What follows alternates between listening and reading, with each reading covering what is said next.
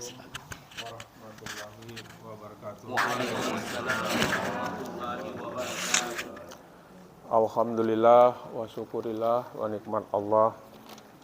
Bapak, ibu-ibu, saudara-saudara sekalian, sudah sewajarnya kalau kita memanjatkan puji dan syukur kehadiran Allah Subhanahu wa taala, yang mana sampai dengan malam hari ini kita masih diberi nikmat sehat, nikmat iman, nikmat Islam. Alhamdulillah wa syukurillah wa nikmat Allah.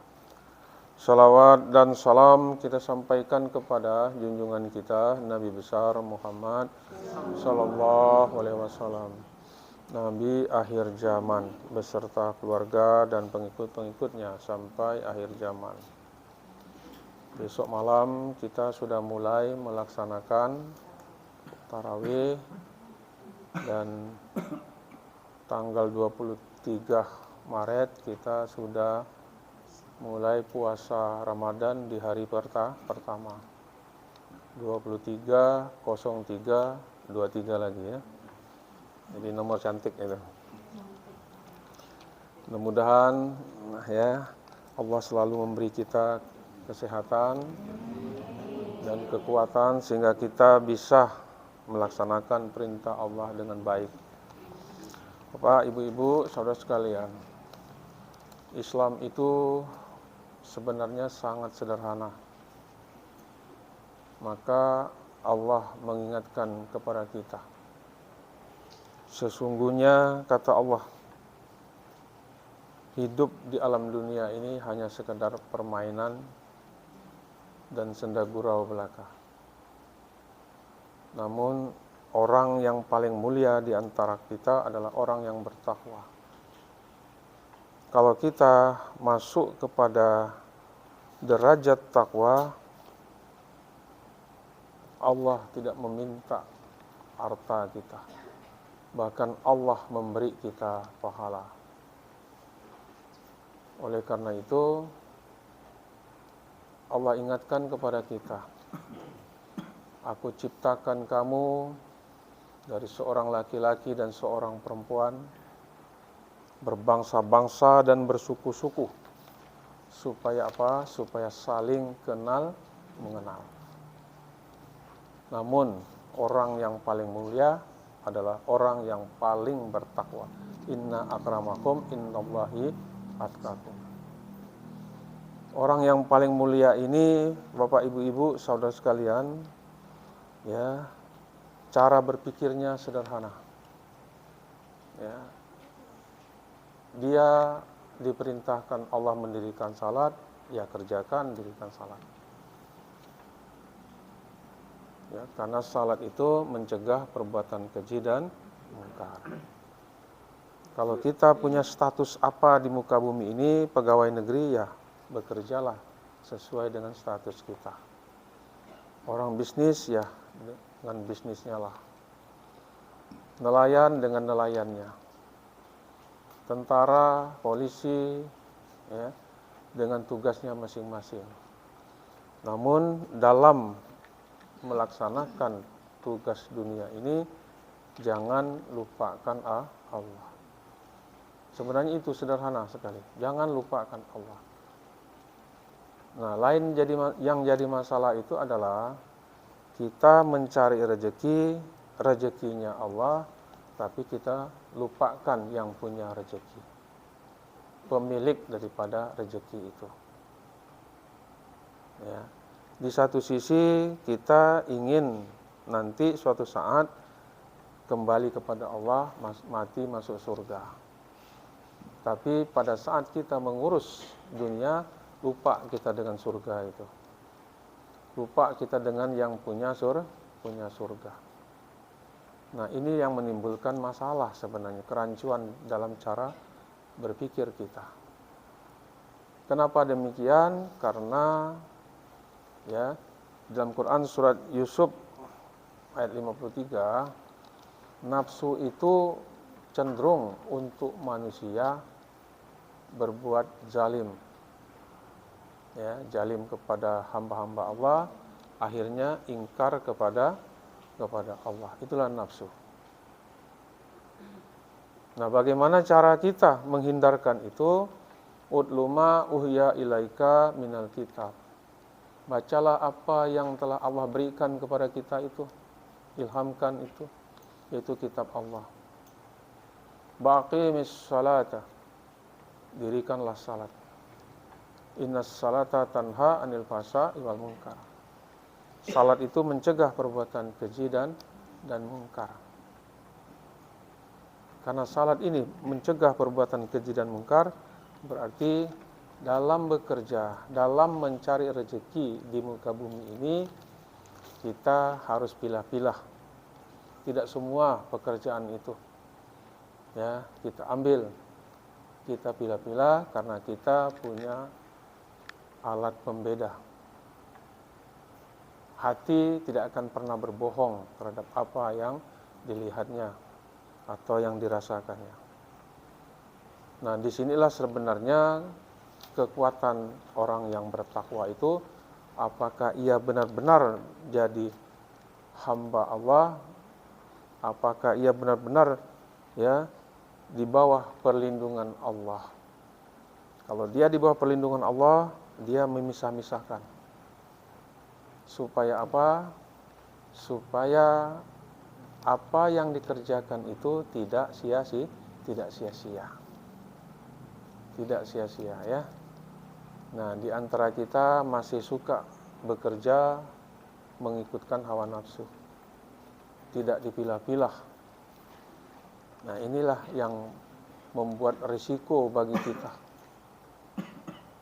Dampaknya adalah justru malah dunia ini bukan main-main dan senda gurau, tapi menyusahkan dia untuk beribadah. Salah dia memilih. Ya. Derajat ketakwaan itu tidak usah diragukan lagi. Kalau sudah masuk kepada wilayah itu, la khaufun alaihim walahum yahzan. Tidak ada keraguan sedikit pun. Tidak ada was-was wali-wali Allah itu. Tidak ada kekhawatiran. Apa yang mau dikhawatirkan? Dia punya Tuhan. Tuhanlah yang melindungi dia dalam kehidupan dunia dan dalam kehidupan akhirat. Dia mau meminta-minta apa saja, tapi dia tidak perlu, belum perlu. Dia tidak melakukan sesuatu kalau tidak memang diperlukan. Itu apa? Ya. Dia selalu dalam perlindungan Allah. Belum sempat minta pun dia sudah dikasih oleh Allah. Itulah derajat takwa. Berarti kalau ada orang bermasalah tentang dunia, berarti dia ada masalah terhadap ibadahnya. Itu saja sebenarnya. Terhadap ibadahnya kepada Allah. Dia merubah takdir itu. Bahwa ya tanpa dia ya segala-galanya, tanpa bekerja segala-galanya itu mustahil. Nah, inilah yang jadi masalah. Sebenarnya ya yang memberi kita kerja atau yang memberi kita rezeki itu siapa? Kita harus tahu dulu. Nah, kalau kita sudah mengerti, kan derajat orang bertakwa itu memang tidak diragukan, bukan sembarangan. Ya, dan untuk mencapai itu bukan main-main. Kita bisa merasakan kenikmatan dunia maupun kenikmatan akhirat. Maka Allah ingatkan kepada kita, aku akan perlihatkan, kata Allah, sebagian tanda-tanda kebesaran Tuhanmu. Ya, sebagian tanda-tanda kebesaran Allah diperlihatkan. Ya, ya di mana diperlihatkan? Wa fis samai rizqukum wa ma tu'adun. Di langit itu ada sebab-sebab rezekimu, kata Allah. Bukan di bumi. Sedangkan di bumi ini hanya sekedar main-main dan senda gurau. Dalam bekerja jangan lupakan Allah, itu saja. Pilah-pilah pekerjaan yang boleh kita ambil dan pekerjaan yang tidak boleh kita ambil. Kita orang bertakwa. Kalau enggak nanti ya setan itu akan membimbing kita. Setan itu benar-benar menghalang-halangi manusia dari jalan yang benar. Namun manusia itu mengira dia mendapat petunjuk. Surat Az-Zuruf ayat 37. Nah, disitulah ruginya kita. Ya. Nah, kebanyakan kita ini ya ingin dekat dengan Allah tapi melakukan sesuatu yang dilarang oleh Allah. Itu yang membuat kita menjadi kacau balau ya, kacau balau. Nah, Bapak Ibu-ibu, saudara sekalian, karena ini dunia ini hanya sekedar sementara, berarti hanya sekedar main-main saja. Ada tempat kita kembali nanti kepada Allah. Tatkala kita dipanggil kembali kepada Allah, berarti kita berjumpa kepada Allah. Kalau kita ingin berjumpa kepada Allah, apa yang harus kita bawa menghadap Allah? Apa? Pahala yang seperti apa? Apakah dengan kekuatan sujud kita, rukuk kita? Nah, cobalah kita renungkan di sana. Ya. Al-Quran sudah jelas mengingatkan kita harus punya rumah, punya tempat. Karena di sana adalah tempat sementara kita. Tempat transit. Kita harus punya tempat transit. Ya, tempat transit itu milik kita. Ya, karena orang yang bertakwa itu dia sudah dekat dengan Tuhannya. Ya, dan dia sudah berada di dalam. Nah, orang-orang yang sudah berada di dalam ini sebenarnya ibadahnya disaksikan oleh para malaikat. Nah, orang-orang yang sudah berada ibadah yang disaksikan oleh para malaikat ini tentunya ya dia bahkan manusia ini adalah imam para malaikat di langit. Tentulah derajatnya berbeda. Dan jangan ditanyakan lagi kalau kita sudah masuk pada posisi itu. Mau digaji berapa kita? Sudah tidak bisa dipikirkan lagi fasilitas yang diberikan oleh Allah itu. Artinya kalau kita menderita, kita di alam dunia ini, pertanyakanlah, sebenarnya saya ini gimana gitu. Apa maunya saya? Apa tidak pernah puas terhadap pemberian Allah? Atau tidak cukup? Atau bagaimana? Atau kita tidak pernah berbuat apapun terhadap agama kita? Ya, yang kita kerjakan hanya kepentingan nafsu sesaat saja. Ya, Anda berbuat apa kita? Nah, cobalah kita renungkan itu. Ya. Karena paman kana yarju lika arabi falyamal amalan saleh. Barang siapa yang ingin berjumpa dengan Tuhannya, ya beramal saleh. Tidak ada pilihan lagi bagi kita. Ya. Bagaimana kalau kita pedagang? Ya, pedagang yang tentunya yang tidak lupa dengan pemilik dunia itu. Selalu ingat apa saja status kita ya. Tapi tentunya dalam berdagang, dalam bekerja, kita kan sudah punya yang disebut pembeda. Pembeda itu dia bisa membedakan mana yang tidak boleh kita jangkau. Ya, kita orang beriman mau dagang yang dilarang oleh Allah ya tidak pantas. Nah, gitu. Tapi kalau masih ngotot, ya tidak ngerti kita jadinya. Sebenarnya yang dicari itu apa? Pahala yang seperti apa? Bukan semua harus kita ambil di alam dunia ini. Kan dunia ini kan hanya sekedar cobaan, fitnah. Aku akan uji dengan sedikit ketakutan, kelaparan. Tapi kalau sudah masuk ke jalan derajat takwa, tak ada lagi ujian. Ujian apa? Ini orang yang paling mulia di sisi Allah. Inna akramakum innallahi atqakum. Nah, orang yang paling mulia ini derajatnya luar biasa. Dan Allah tidak minta harta-harta dia. Allah memberi kucuran rahmat kepada dia. Nah, sekarang bagaimana kita berbuat? Itu saja sih sebenarnya. Kalau dunia ini dikatakan serius, ya berdampak negatif terhadap ibadah kita. Karena dunia ini bukan tidak boleh serius, kita tetap tinggalkan dunia. Nah, jadi alangkah indahnya ya kalau kita bermain-main sambil beribadah, bekerja sambil ibadah. Ini kan jadi indah jadinya. Ya. Nah, inilah gambaran-gambaran yang perlu kita pahami.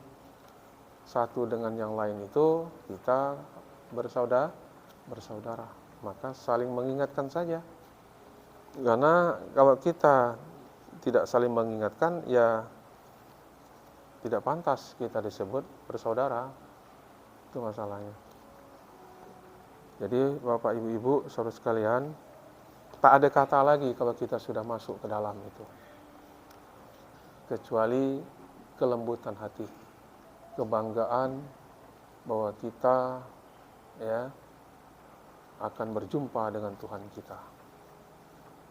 Kebanggaan kita walaupun tidak bisa melihat Tuhan kita, tapi Tuhan kita bisa melihat kita.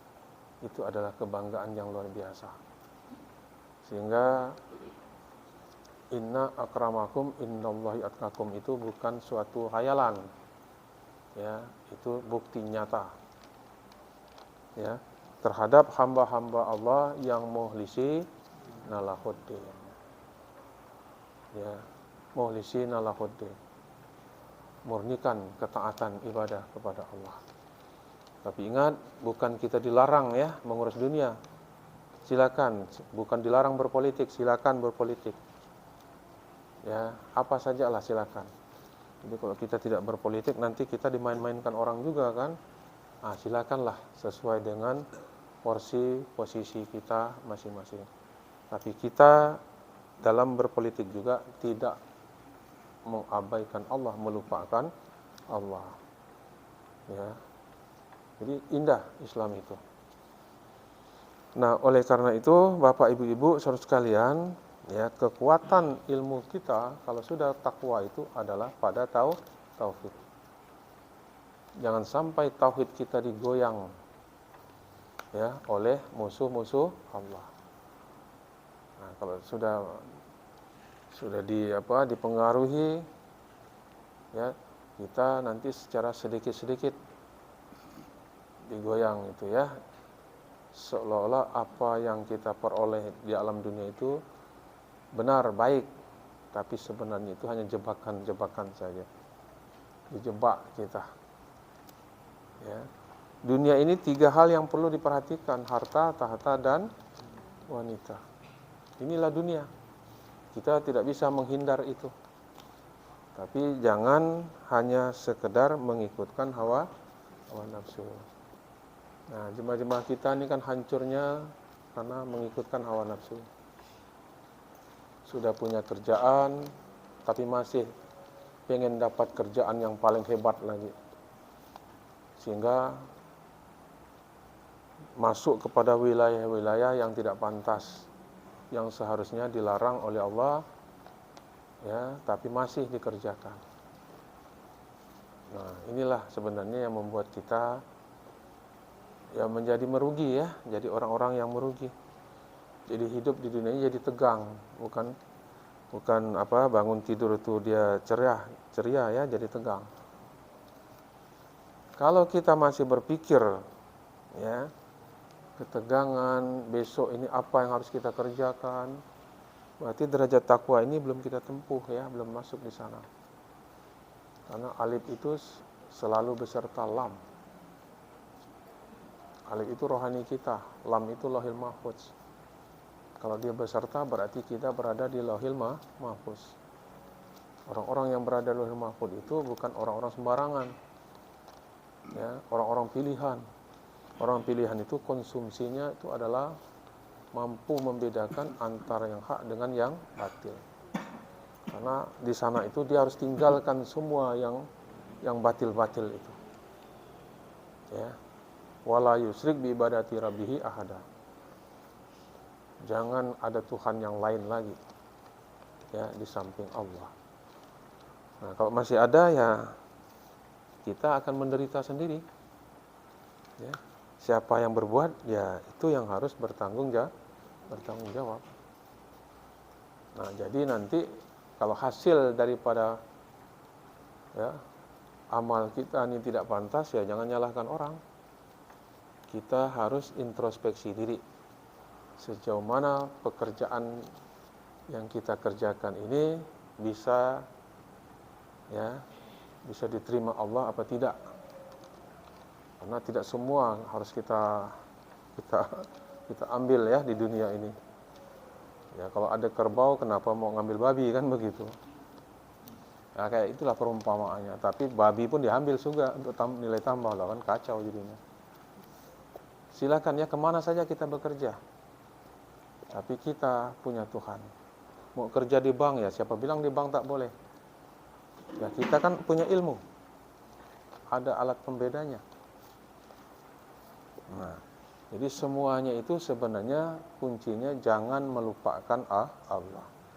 Kalau dia melupakan Allah, getaran di dada itu tidak ada. Yang muncul hanya nafsu, ya, nafsu dunia saja. Serakah. Dia tidak pernah berbuat. Jangankan untuk Tuhannya, untuk membangun rumahnya sendiri saja dia berpikir. Dia akan berpikir itu. Ya. Terus kalau kita tidak ada rumah di sana bagaimana? Apa yang mau kita kerjakan ya? Ya.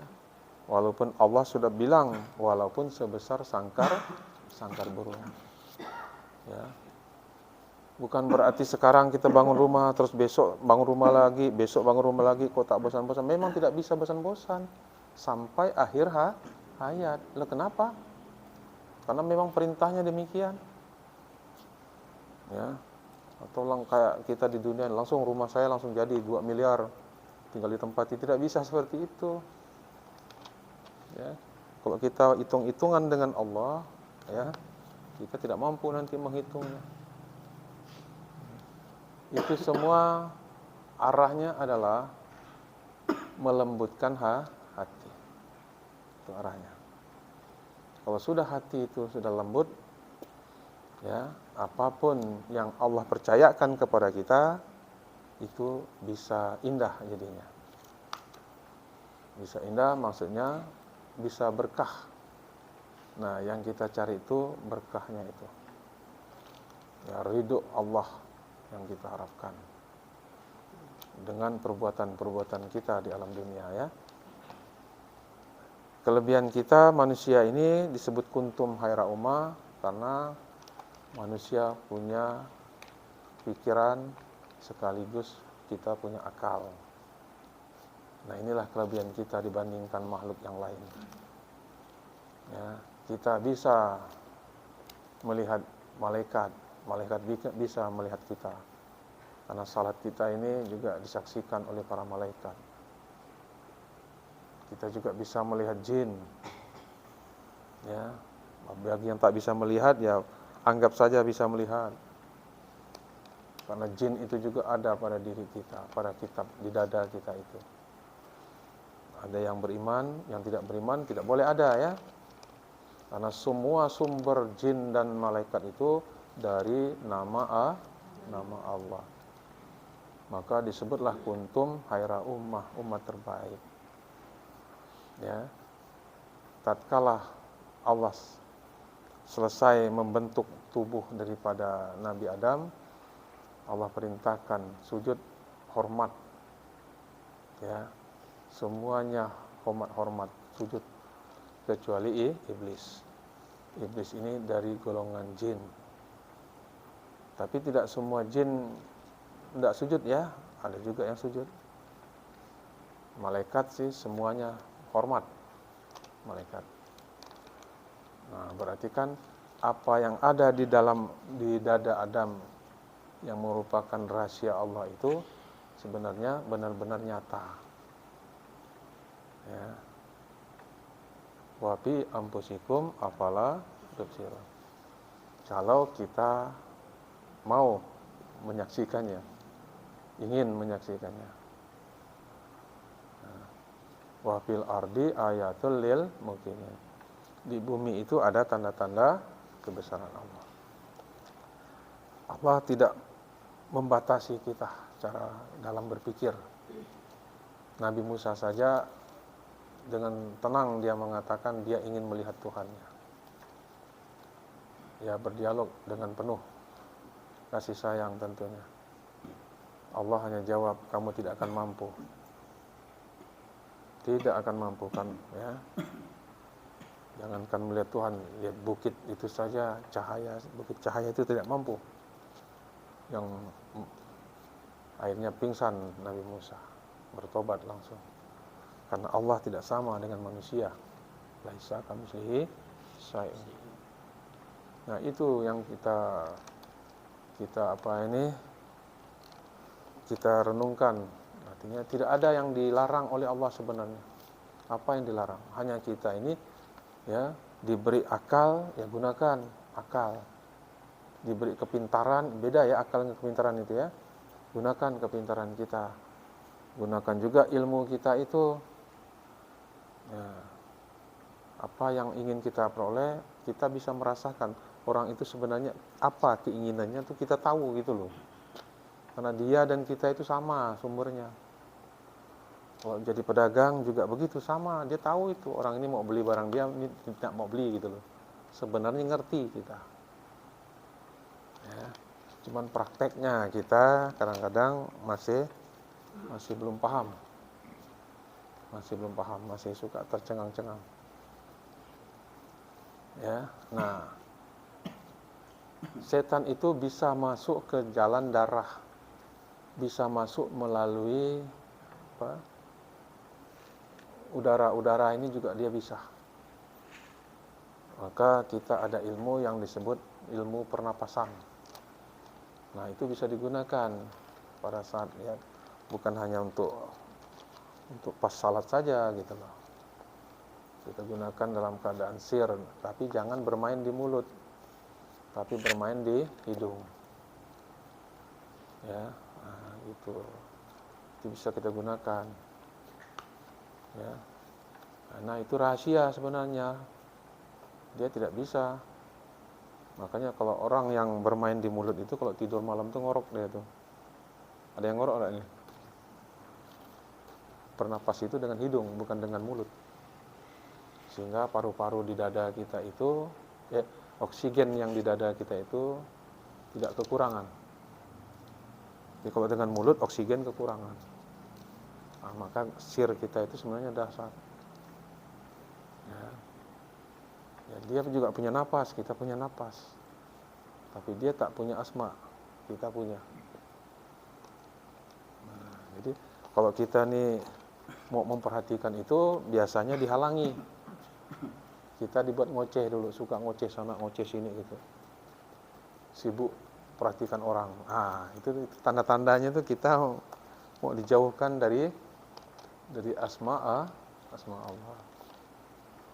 Tidak ada ya orang yang bertakwa itu dia tenang. Apa yang mau dia omongkan, ngomong apa? Dia sebelum ngomong berpikir dulu. Ya, sehingga keputusannya itu memang benar-benar mantap gitu loh. Nah, jangan sampai kita justru berpikirnya berdasarkan hawa nafsu. Sehingga kejadian kita juga nanti ikut hawa nafsu. Nah, hawa nafsu itu kan sudah jelas cenderung untuk kita berbuat salah, cenderung untuk kita berbuat jahat, kecuali nafsu yang dirahmati oleh Allah. Nah, untuk masuk kepada nafsu yang dirahmati oleh Allah itu tidak ada pilihan. Ya, kita harus berjuang untuk minta maaf, minta ampun dan sebagainya. Jangan merasa paling benar, paling hebat, paling pintar. Kita ini hamba Allah. Kebenaran itu bukan milik kita, kebenaran itu adalah miliknya Allah. Sehingga hati kita lembut. Ingat ya hati ya, hati di sini bukan jantung. Ya kalau jantung itu tinggal kita periksa dokter saja lembut apa enggak nih. Kalau hati yang dimaksud bukan itu, kalbu itu apa? Ya, jadi enggak sembarangan. Nah, kita berzikir pun di sana kan sudah sangat jelas itu, bukan hanya sekedar angguk-angguk saja. Bagaimana supaya di rusuk kiri itu ya memang hantamannya lebih keras ya di rusuk ini, tapi bukan kepala kita miring, enggak. Kita tidak bisa atur cahaya itu. dia otomatis saja. Ya. Apalagi kita ini posisinya kan, coba itu dasarnya luar biasa itu. Sudah melewati tabi'i, hidapi, rohani, rabbi. Sudah 4 langkah kita lewati. Begitu kita turun dari tabi'i itu, dari apa? Dari yang hakikat sebenar diri itu kan jauh itu ya. Itu ngantam dirusuk kiri itu hancur sebenarnya itu, kesombongan itu. Nah, itu sebabnya halqa zikir ini itu sangat penting bagi kita. Bukan dengan gampang saja kita mengatakan ya meninggalkan ini, meninggalkan itu. Kenapa disebut sangat penting? Karena kalau kita sendirian di rumah tak mampu. Tidak mampu. Coba saja buktikan kalau mampu. Kalau kita di rumah. Buktinya sembahyang johor, sembahyang asar itu mana ada. Tak serius itu semuanya. Kita kalau mau jujur lah ya. Paling kita hanya memenuhi rukun dan syarat aja. Syarat dan rukun. Ya sudah, habis itu doa langsung. Ya. Nah kalau begini kan kita bisa 10 menit, 20 menit. Itu beda. Artinya kalau kita memerangi musuh itu beramai-ramai, dahsyatnya luar biasa, pengaruhnya luar biasa. Tapi kalau kita sendiri musuhnya ramai, wah, nak keroyok itu. Nah, kayak gitulah perumpamaannya. Nah jadi Pak Ibu-Ibu saudara sekalian, orang yang bertakwa itu derajatnya luar biasa ya. Dia tak sibuk sebenarnya itu. Orang belum minta duit aja ada dikasih duit, dan bagaimana? Mau jadi masalah apa? Sesuai dengan posisi kita masing-masing lah. Ada saja. Dan itu jangan kita ragukan. Lah mustahil ini Tuhan ini beri saya, sedangkan saya kan tidak pernah memikirkan. Ya, jangan seperti itu bersangka namanya. Banyak juga saudara kita tidak pernah terpikirkan. Ya, kerjaan juga luntang-lantung dan sebagainya. Tahu-tahu dapat harta sampai 3 miliar. Terkejut sendiri jadinya. Nah, dampaknya juga kan kacau nanti. Gunting rambut pun jadi tak lupa gunting rambutnya, dia 3 miliar dipandang terus gitu loh. Kan kacau gitu loh. Ya, apa tak terkejut itu? Ya, sedangkan beli tanah cuma 100 juta. Jual 3 miliar, apa tak terkejut? Nah, makanya jangan remehkan kebesaran Allah, maksud saya. Jangan buruk sang kita ini mampu apa enggak. Kalau dikasih amanah banyak itu. Nah, nanti mulailah, udah banyak duit kan, jalan mulai enggak sakit disakit-sakitkan. Tapi kalau ada orang sakit tuh mau dikuat-kuatkan, kalau dia malah mau dibikin sakit supaya jangan hadir dalam halqa lah, kan kacau jadinya. Ya apa-apa nih kayak begini ini.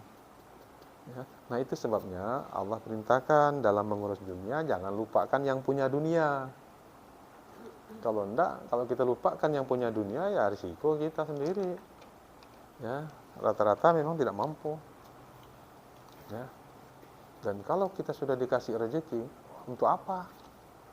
Ya, untuk apa uang sebanyak itu? Untuk apa? Untuk makan. Enggak habis itu.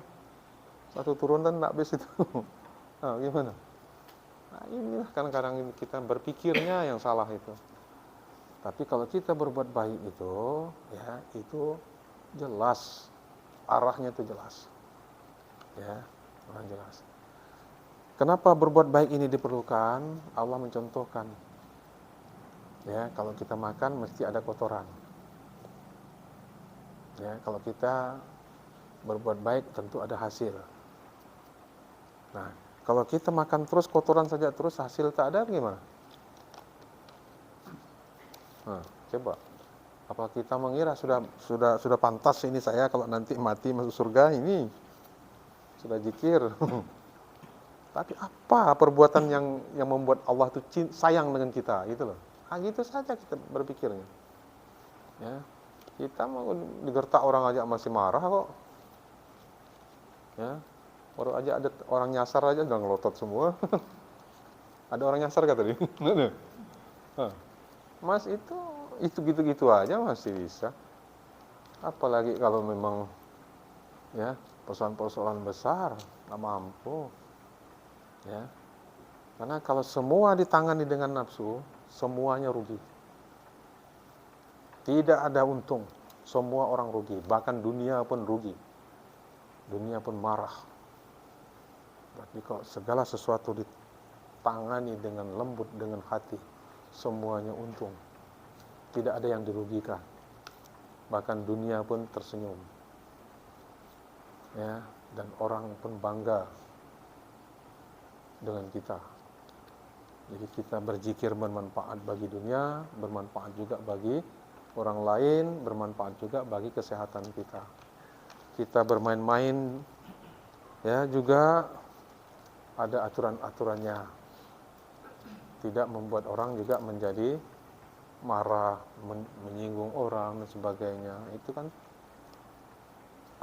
tidak dibenarkan oleh Allah. Nah, inilah gambaran-gambaran kita ya. Jadi amal itu yang harus kita miliki gitu loh. Kalau kita sekolah itu kelebihannya apa? Ya, paling tidak kita harus pandai membaca dan menulis. Kalau kita ingin sesuatu, ingin sekolah tapi macam menulis tak tahu deh apa yang mau diperbuat. Itu ya. Nah, oleh karena itu kitalah yang berusaha mencari.